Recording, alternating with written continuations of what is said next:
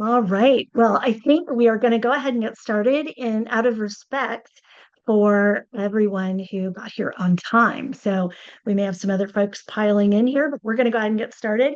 First of all, welcome.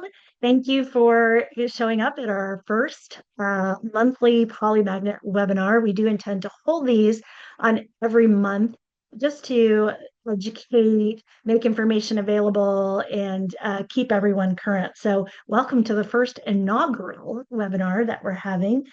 And this is especially important as we're kind of relaunching the company and Polymagnet as we have done this year. So if you knew Polymagnet from before, it's good that you're here today because some things have shifted in terms of how we're going to market and how we're trying to spread the word out there about polymagnets. So first, I want to do a couple of introductions. So I am Melissa, and I'm also known as the Magsplainer, if you get it, kind of a dad joke there. And I do want to introduce Tim Costello and talk a little bit about his background. So we're going to advance to the next slide. So just a little bit of background on Tim. And I was an original investor in Polymagnet. That's yes, how I got involved yes, you were. way back many years ago. But today I find myself in the seat as they say, the CEO and kind of the lead evangelist for Polymagnet. And I'm glad today we're going to be able to talk about kind of the fundamentals of the polymagnet technology, how it came to being, how you can use it, and kind of demystify, it a little bit so that everybody has a better grounding in what the science behind it really is and what polymagnet can do for you as a designer. Great. And I'll brag on Tim a little bit in terms of his background. He's done a few things, he's so young, but he's done quite a few things in his life. So he was at General Motors. He is an engineering engineer by training, so you'll Take have to that against excuse me. that, Don't right? hold that against me. But he did launch the first electric car at General Motors, the EV1. And then he was head of global manufacturing for Applied Materials, which is, as you know, into all things chips, and then ran the Home Building Industries Technology Consortium for a couple of decades. So he has kind of a broad background, and great to have him here with us. So I want to dive right in. He's going to talk today about magnetic design at the speed of thought. And we thought we would launch with this webinar because we get a lot of questions about, well, how does it actually work? And what is it? Do you guys make magnets? And so we want to kind of dispel some of those myths and really kind of share with you, without getting too much into the physics, share with you how polymagnets actually work. Yeah, and this webinar really, in a way, is in two parts. And we're going to follow this up next month, really getting into specifically the design at speed of thought part of it, which is, how do you actually do rapid design and prototyping and iterative design in the contemporary world? We're going to tee it up today, and then we'll break that down in next month's webinar as well. But let's get started. And what we want to do is we want to talk about the history of this whole thing. Polymagnet started way back in 2008, so we've been around for roughly just over 15 years. And it started with a very simple idea. You can see the little transformer toy over there, and a leading engineer in signal processing and wave theory and stuff like that at NASA, Larry Fullerton, was actually tinkering around trying to figure out how he could design a transformer type toy for his grandchild. And he wasn't an expert in magnetics at the time, but he at least throughout the idea of, I wonder if I could use magnets and put them on, the associated different elements of this toy and have it kind of auto assemble. Uh, but he immediately figured out the problem with magnets, and that is they all attract to each other in the weirdest and Just they misbehave, misbehave. Yeah, there you go, explaining. Yes. Magnets misbehave. There's a north and a south, and every north attracts to every south, and you can't tell one to attract to one and one to attract the other. So he quickly figured out that, well, magnets are kind of stupid, and they're not programmed. They don't have any inherent intelligence in them, right?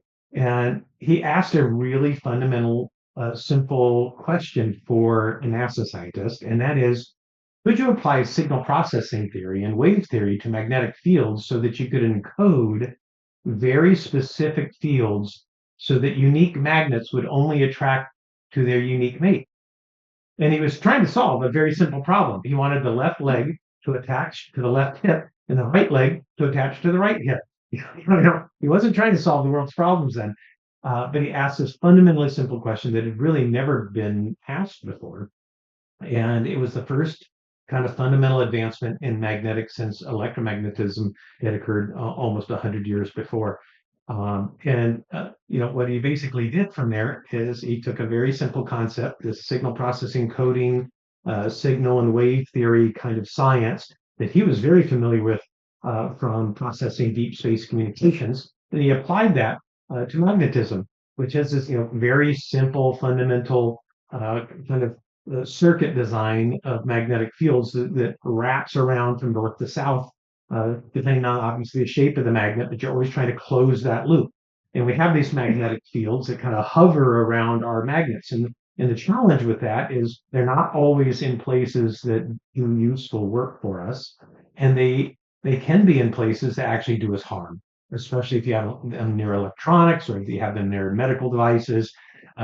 So you're either just not harvesting the full potential of the magnet, or you're actually harvesting some of this magnetic flux causing harm to your product. But Larry, kind of, like I said, from his background in deep space communications, wave theory, signal processing theory, right? He combined these kind of two technologies. And in doing so, what we really find ourselves is Polymagnet really finds itself at the center then of these three basic technologies. There's signal correlation and wave theory, there's signal processing and coding, right? And then there's magnetism and magnetic fields. And when you combine all three of those together, you kind of end up, where Polymagnet is. So what are polymagnets? Well, they're kind of just better magnets. So if you have magnets today, you can almost always make them better. And what I mean by that is by designing the field geometry, you can place the magnetic fields in areas where your intended work is to take place, or you can avoid fields in areas where you don't want magnetic interference. So it's very important to understand, again, is that we don't make magnets, meaning we don't care what kind of magnetic material it is. We don't care if it's ferrite, neodymium, samarium, cobalt, whatever, some kind of cool new magnets that are being developed all over the world by different folks. If it's a magnetic material, we can magnetize it. We can fully saturate it. What Polymagnet does is it applies some kind of coding theory to the surface of the magnet so that the magnet is not simply one north and one south, but it is now magnetic regions. And it's either large magnetic regions, like you see in this specific example on this slide, where you have a inner magnetic region with a very specific geometry and an outer magnetic region with another specific geometry. Or you can have almost like a computer monitor, where you have little pixels across your computer monitor. We call them maxels. You can create a whole series of small magnetic elements and points. And by creating all of those magnetic elements and points, you will actually then create a very specific function. I'm going to show you some examples of that in just a minute. So this is a typical magnet.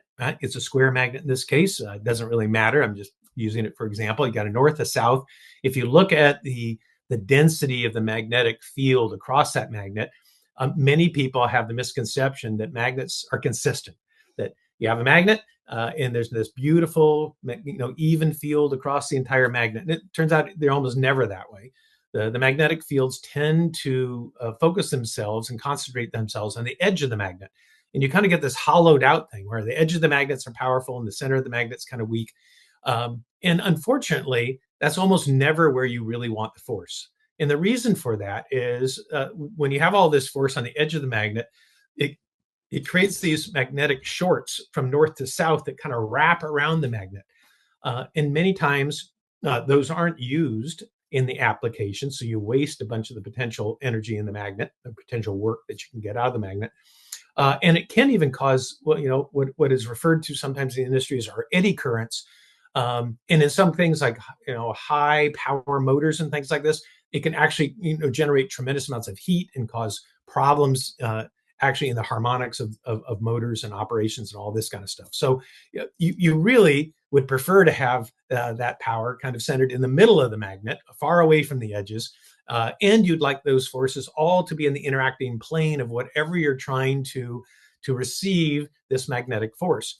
And you can achieve that. You can achieve that by putting a polymagnet pattern on it. And this is not the only polymagnet pattern. There's millions of these patterns that are really only constrained by your creativity and your specific designs, geometry of your design that you have. But in this case, we've put a series of different maxils, small magnetic elements, across the face of the square magnet. And then you can see it's not a single north. It's a series of norths and souths on the magnet. And when you look then at the topography of forces, we've pulled those forces away from the outside. So we're not getting a bunch of that shorting around the magnet now. We're actually focusing all of that just above the magnet so that it intersects with the plane of the interacting element. So in this case, you've eliminated the eddy currents, you've eliminated the shortages, you've eliminated stray fields, you've focused this. And of course, you can design this to interact exactly with whatever the gap is between the magnet and your interacting force and for the thickness of the magnet so that all of that magnetic activity is right in the interacting plane. So by doing that, you can dramatically increase the effective force of the magnet. You're not changing the magnet. You're not changing the chemistry of the magnet. You're not changing the crystalline structure of the magnet. None of that's taking place. But what you're doing is you're redefining the magnetic field so that it is in a more useful location. And by doing that, you can increase the force, you can change the reach, you can shape and contour it, and you can combine the functions so a magnet can have more than one simple function like attract or repel. And these coding methods have been used, this isn't nothing new. Larry came to this with an entire, career having spent, optimizing signals. Because when deep space transmissions, you can imagine communication transmissions come back from space, they're not little beautiful ones and zeros. You've got a lot of noise involved here. So they have to figure out when did the communication start and what are the ones and what are the zeros and what's really being said. And there's an entire science, and I don't pretend to be an expert in it myself, but there's an entire science around this of how you do this. And even in your own home, in your Wi-Fi standards and the different Wi-Fi devices that you have and routers and you have in your home, we also use the same kind of signal processing. A lot of times we use Barker codes or different kinds of things to make sure that we really understand, how these signals work.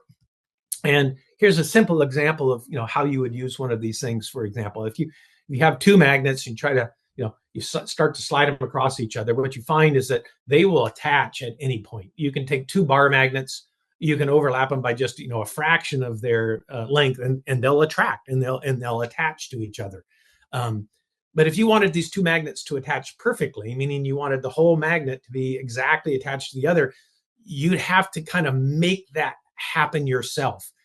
It doesn't necessarily want it to happen. It wants to attract at any point. And you can see this from this chart.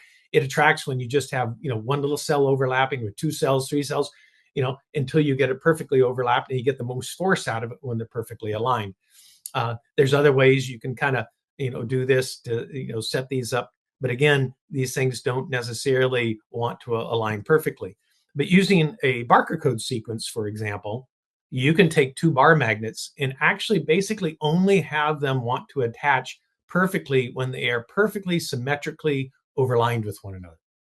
So these things don't want to really attach 10% or 20% or 30%. They only want to attach when the two things are perfectly aligned.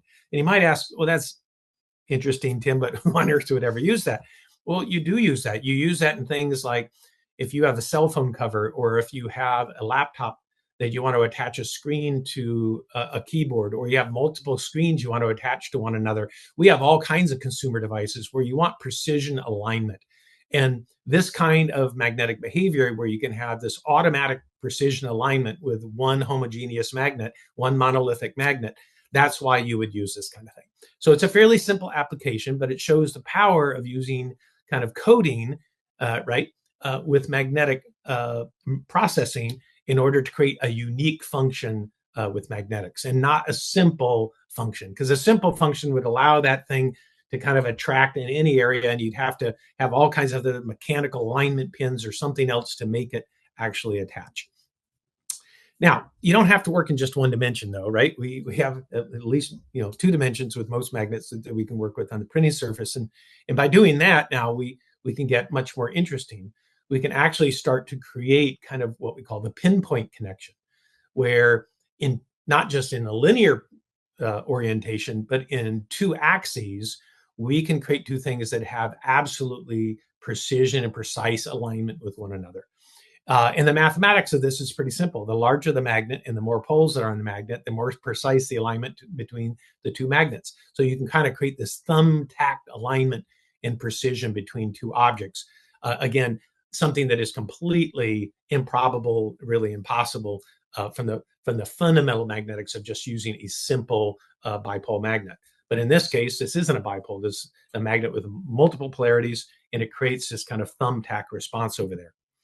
And you can create then both the thumbtack and the opposite countersink so that these two things then line up precisely with one another.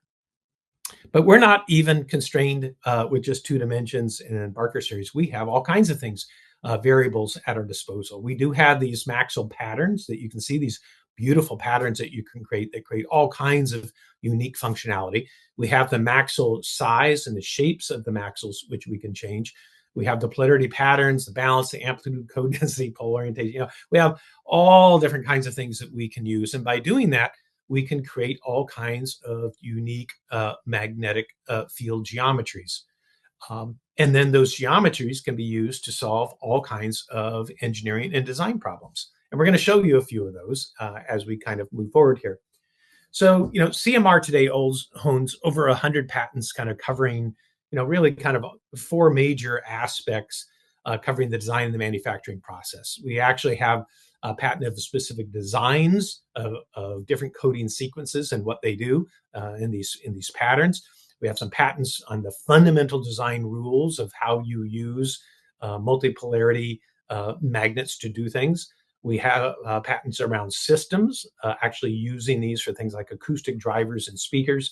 And we have a series of patents around the machinery that actually allows you to do the magic of creating these very delicate and precise patterns across a single monolithic magnetic face. And what you can do with that, right, is you can do all kinds of things, but it didn't happen very quickly, automatically. Like I said, Larry started this in 2008. He started it to try to develop this toy for his grandchild. But it took many years for him to really develop the theory and then to apply for the patents around the basic theories involved. And at this phase, he was basically using individual, discrete magnets and putting them in fixtures, which proved the theory and it proved that it worked. But the problem is the practicality of using individual magnets to create multipole products. It's pretty impractical. One, it's expensive. Two, you can't get them very close together. It's hard to get them, really small. You've got to have the constraining device. Assembling them is problematic and can be expensive. There's all kinds of problems. So the next phase, after he developed the theory and kind of the patent protection around the general polymagnet concept, the company really focused on equipment development and the initial applications of equipment. And this took many years, actually. It was a lot harder than you might have thought because, first of all, you have to be able to fully saturate the magnet. It's not good enough to put some kind of surface magnetization. You have to fully penetrate the magnet, regardless of how thick it is. And while you're doing that, you need to maintain the geometry of the Maxwell. So it'd be very easy to take a very high level of magnetic a beam, an electromagnetic a beam that you create with a coil and fire it at a surface, and you can fully saturate the magnet. The problem the more energy you put into that, you're just going to blow this thing out, and you're not going to have any kind of real control over the geometry of what you magnetize within the magnet.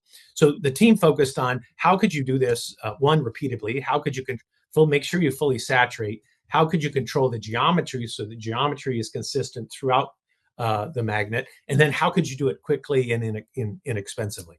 That took several years. So by the time you got phase one done and phase two done, a good decade had passed at Correlated Magnetics, the parent company here. But at this point, they actually had something commercial. So in phase three, what they did is they then worked on kind of the commercialization aspect of developing a supply chain, getting these machines in the hands of people that could then actually produce these in hundreds of thousands or millions of them for customers if they needed them, to make sure that supply chain was in place. And then step 4 was just completed recently. This was really customer enablement. And I really call this kind of technology, transition or technology transfer. Our philosophy with phase 4 was CMR is a relatively small company, and there are hundreds of thousands of designers and hundreds of thousands of companies all around the world that really could use the advancements of polymagnet. And we need to be able to get polymagnet technology in the hands of universities, in the hands of companies, in the hands of government research laboratories, so that they can actually use the power of polymagnet to create designs, create prototypes, and to advance their products using the fundamental polymagnet capabilities. To do this, we need to release our fundamental capabilities that we have in software design, where we have a software suite that allows customers to design these complicated magnetics very quickly, very easily, in a very kind of a WYSIWYG drop and drag type of almost PowerPoint-ish type process. And then, of course, you can send that directly into simulation to see what the results are going to look like, and then directly into our prototyping equipment. So in the last year, we have now released our software to the public, and we have released 2 different versions of prototyping equipment into the market as well.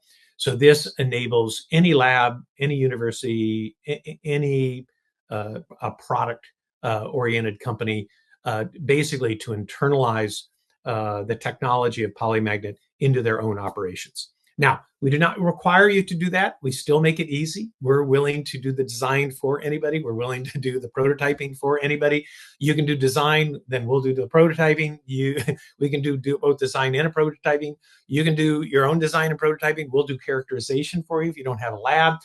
So we're willing to kind of fill the gap in this technology transfer with any of those models. So this is not a one way or the highway type of thing. We really are willing to allow people to step into this however they're comfortable. We can do it all for them, or they can do it all for themselves, and we enable any path in between those 2 combinations.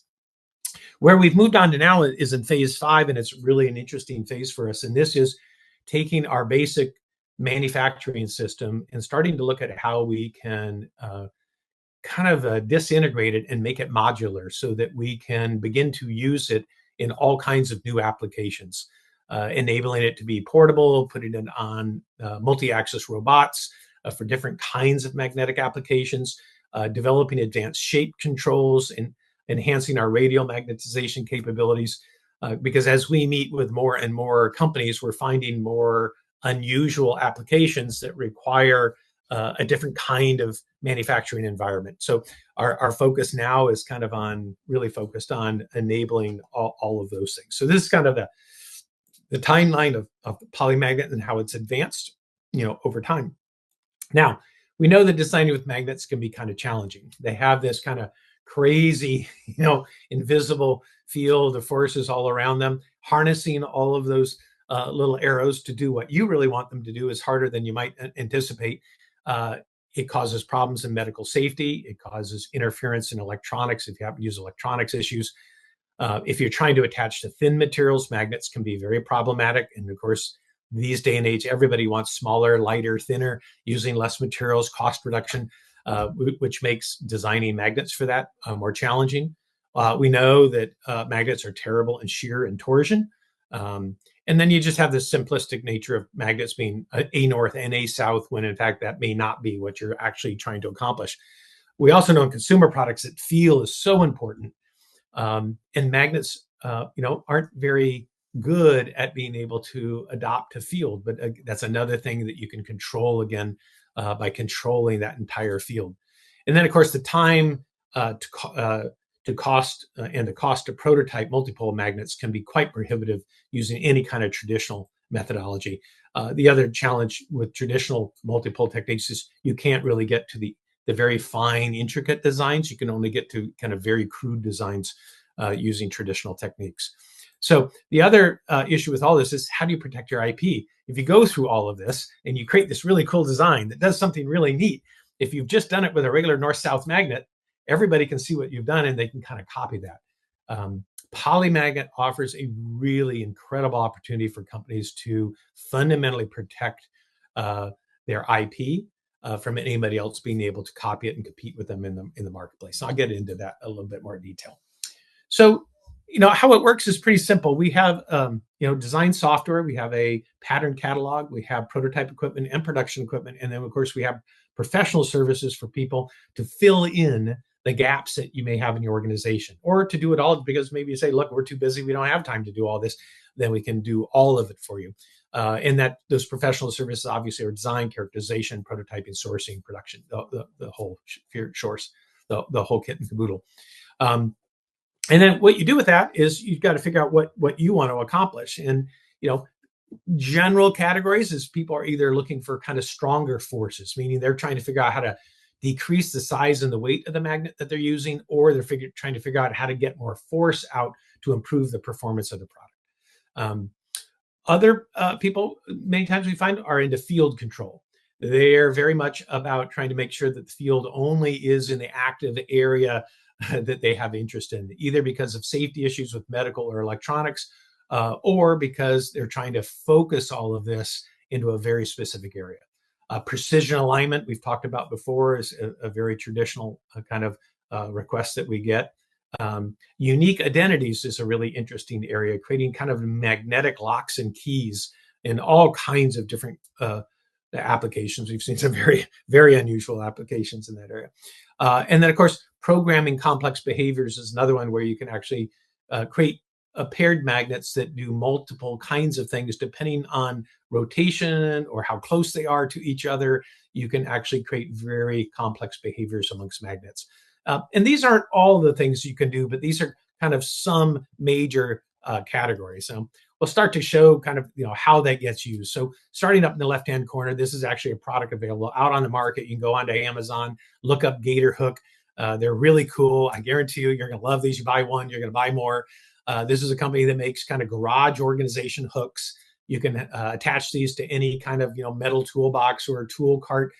They make a series of small, really thin kind of metal, cool-looking metal panels that you can tack up, screw up onto the wall in your garage, and then you can put these magnetic hooks up all over the place. The advantage of them, of course, is you can take them off, you can move them, you can put them in any orientation. And what's incredible is they have a magnetic hook that you can attach on this very thin steel that will hold 45 pounds in shear. Now, when you put two magnets together, if you ever want to take them apart, you don't pull them apart, you just slide them apart, because magnets are just terrible in shear.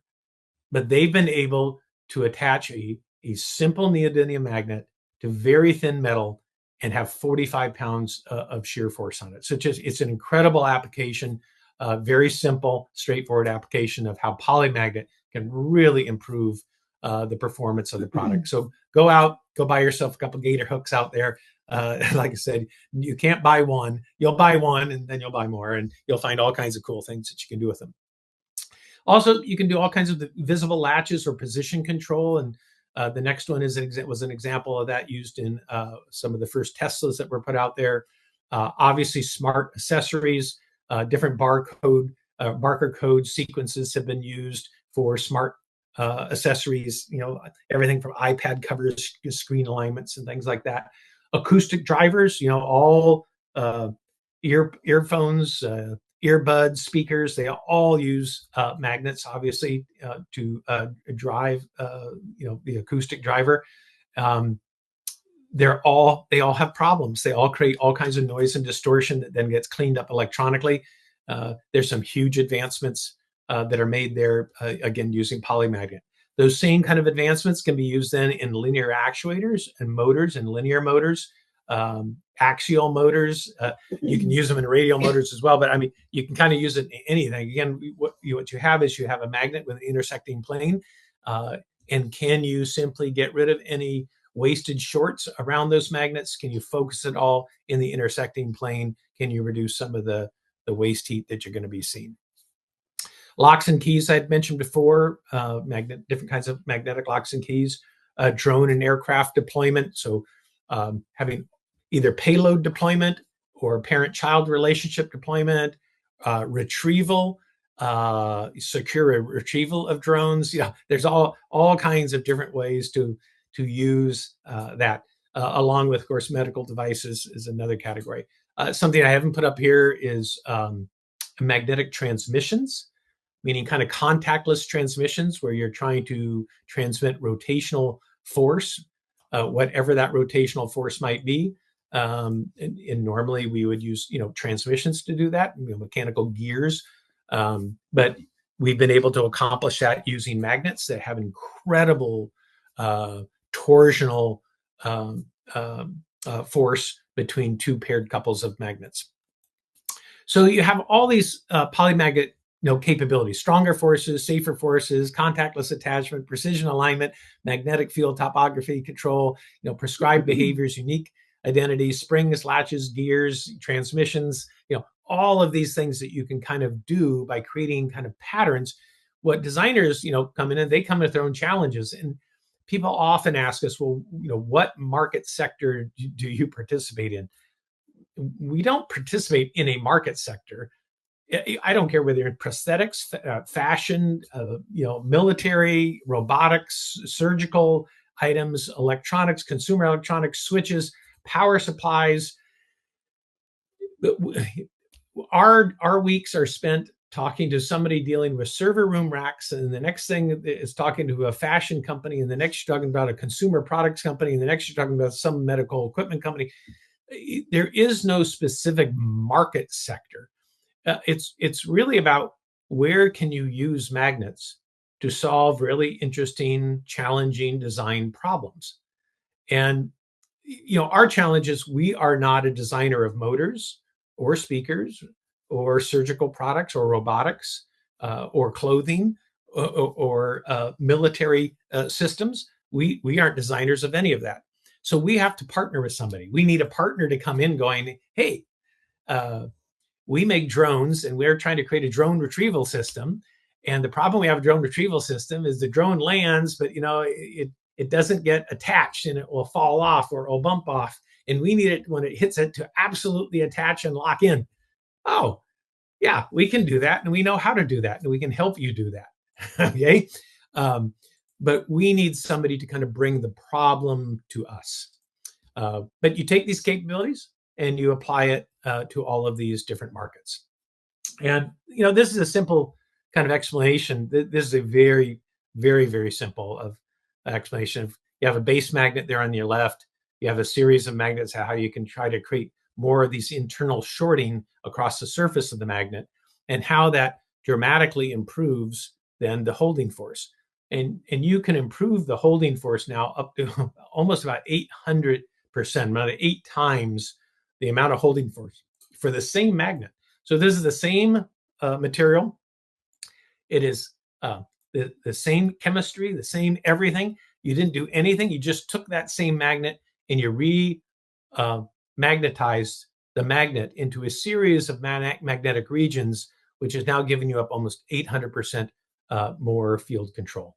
So what can you do with that? Well, it depends on what you're trying to do, right? We've had people that come to us and they said, wow, if we could have 800% more force, we could go into all kinds more markets. Our product would be way better received by the consumer public. We've had others that go, wow, if we can do that, we can reduce our magnet by half, still get better performance, and we can reduce the size or the weight or whatever of our product or the cost of our product significantly. So it depends on, again, your product, how you're going to use it, but you can have significant increases. Now, how that happens is you can kind of see this on the left. You have a conventional magnet. You have all of these magnetic flux fields out there. Many of these fields aren't doing you very, very much good in that 10,000th sheet of steel that you see there. So by programming the surface of the magnet, you can pull those fields in, eliminate some of these kind of shorting things, eliminate these far reaching magnetic fields.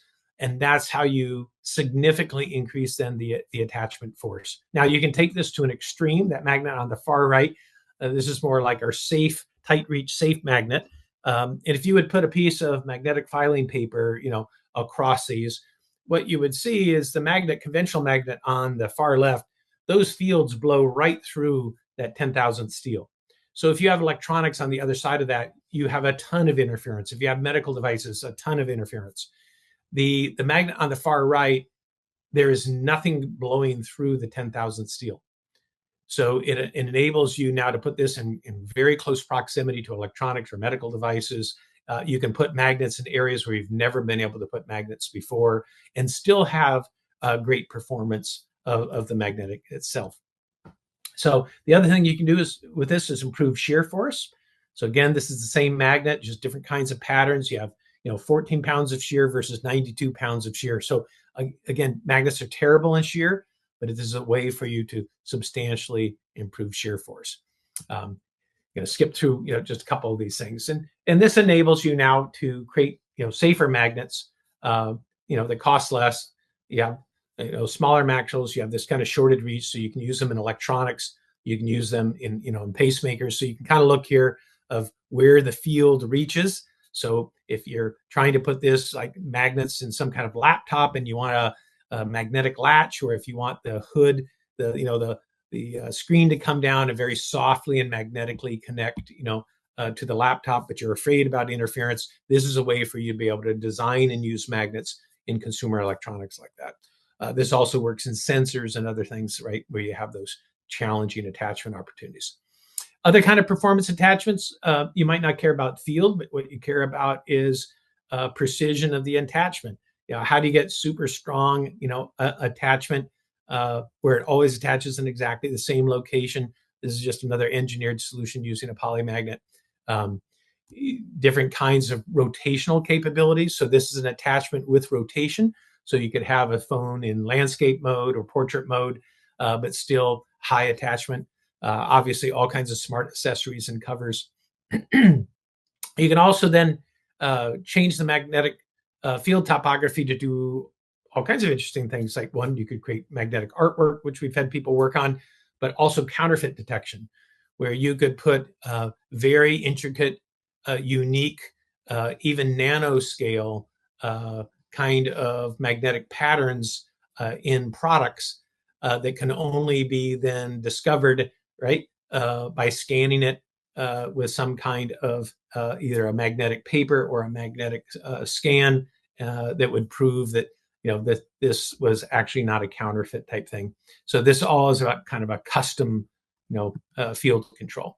We talked about magnetic latch systems, how you can program these to have feel, and I think that's one of the most interesting thing is your ability to create what we call detents or field. So anything from control knobs to turn signals to consoles in cars, all kinds of different things, but using magnets instead of normally balls and springs. You normally have this complex assembly of balls and springs. And of course, balls and springs wear over time. They can get dirty. They can get misaligned. They can get jiggled out of place.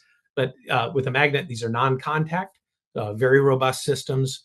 And you can dial them into kind of any level that you want of force. So you can get incredible haptic feedback. And I think that's a big opportunity in the magnetic world is to tune in the consumer's haptic feedback, which is so important in today's kind of a demanding consumer environment.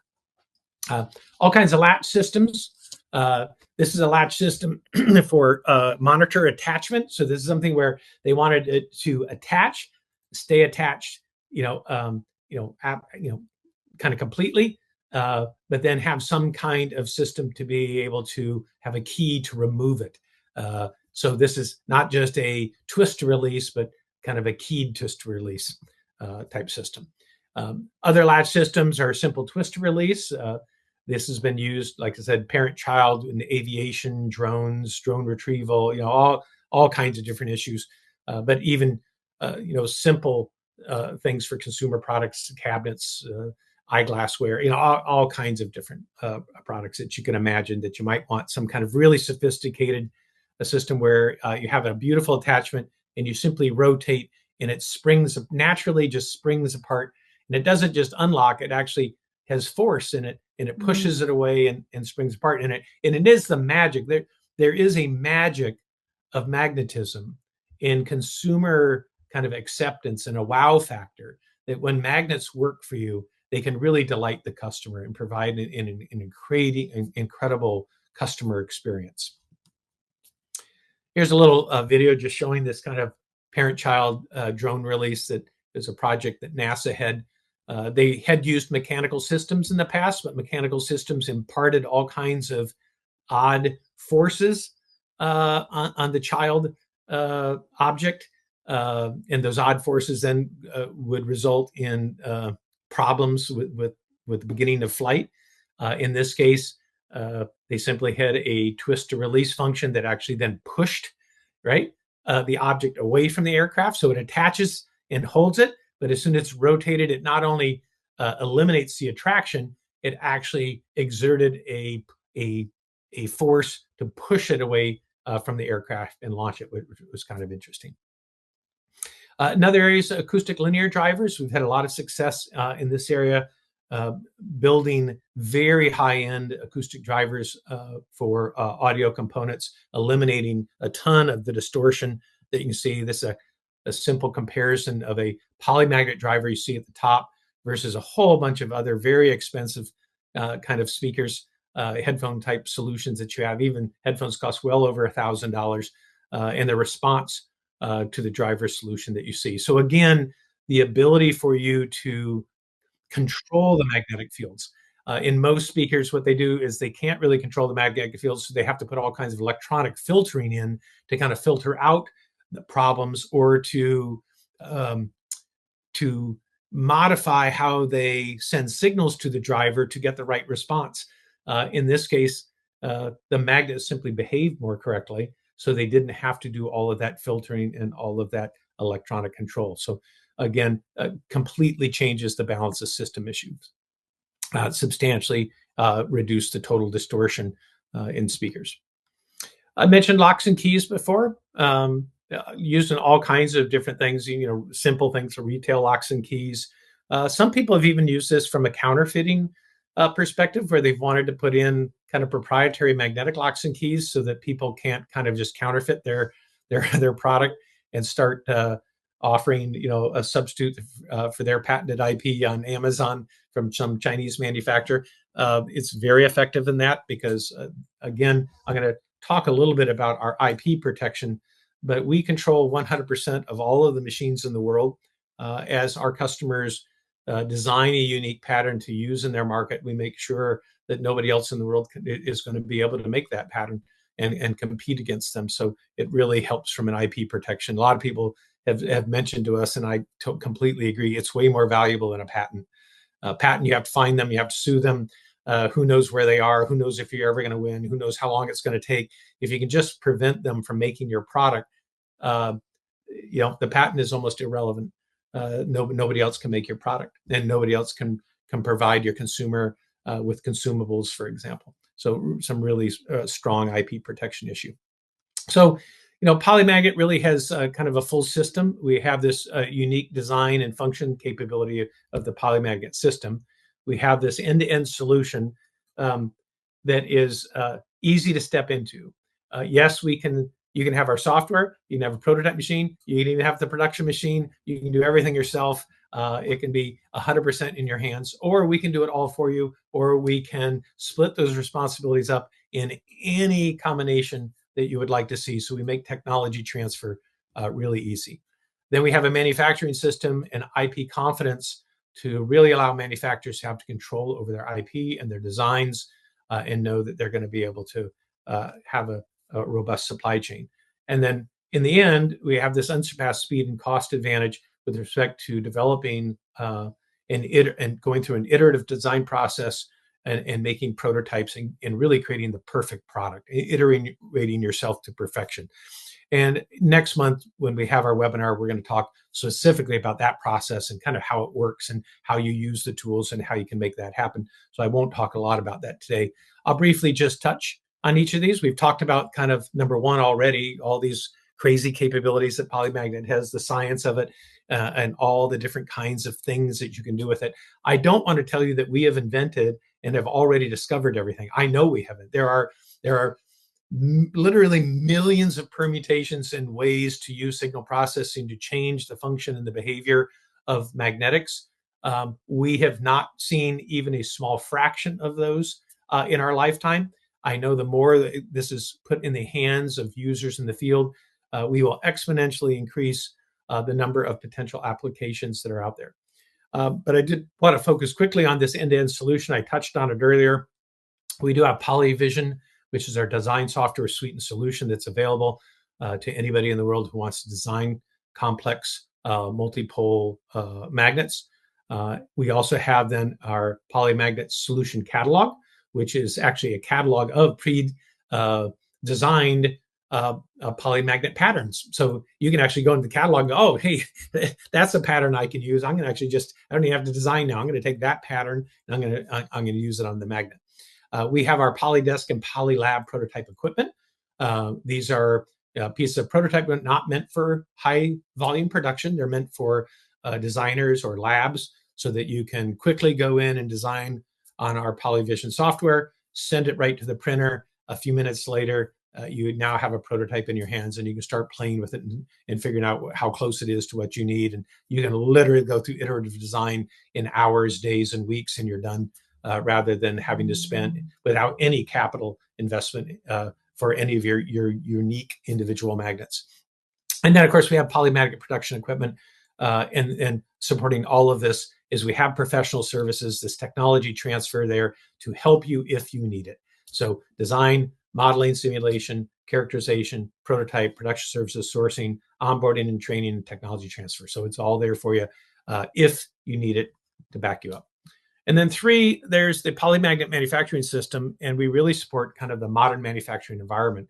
You know, Polymagnet is absolutely designed for this new rapid, lean, agile, flexible mass customization world. You have to kind of think of Polymagnet as kind of the 3D printing of magnets. Now, I do not want to confuse you. We do not 3D print magnets. We buy a magnet. Magnets are a commodity. We buy a magnet from a normal magnet company, and we don't print it. But you have to think about it as 3D printing, because what we do is we really do, in a way, digitally use all of the same capabilities of 3D printing to digitally move a very precise, very highly technology advanced magnetization head across the surface of the magnet to be able to fully saturate and maintain geometric dimensions and control of each one of these maxils as we move across very rapidly across the surface of the magnet. Because we magnetize in these really small areas at a time, we don't have to use huge power. Magnetization equipment is notorious for needing gargantuan amounts of power. You know, you can 2-phase, 3-phase, you know, huge power requirements. And many times you have to have massive cooling systems because there's so much power involved. You know, it's expensive, it's troublesome. Because we don't need any of that, we actually run our production equipment on 110. I'll say that again. This is not 3-phase. This is not 2-phase. This is a normal household plug, and you can actually plug in multiple of our machines on a single household 20 amp breaker system. So these are incredibly efficient, low power systems that very quickly scan across the magnet, magnetizing very small regions at a time. But because of the speed that we can do this at, we can still complete very complex patterns, you know, on a 1-2 inch, whatever size magnet you have, in a matter of a few seconds in a production environment.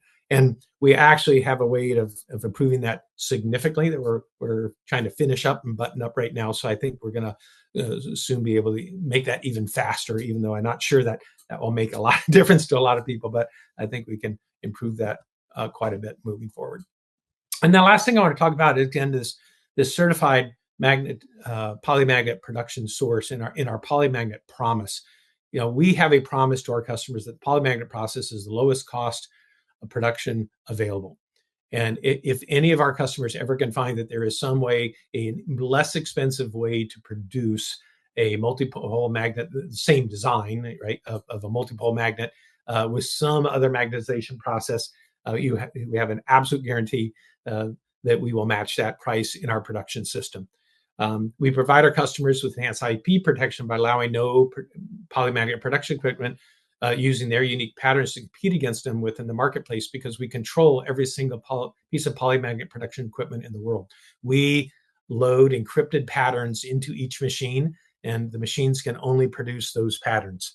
So it is a very controlled ecosystem, and that is a huge advantage in today's IP world, in today's challenging IP environment for manufactured products.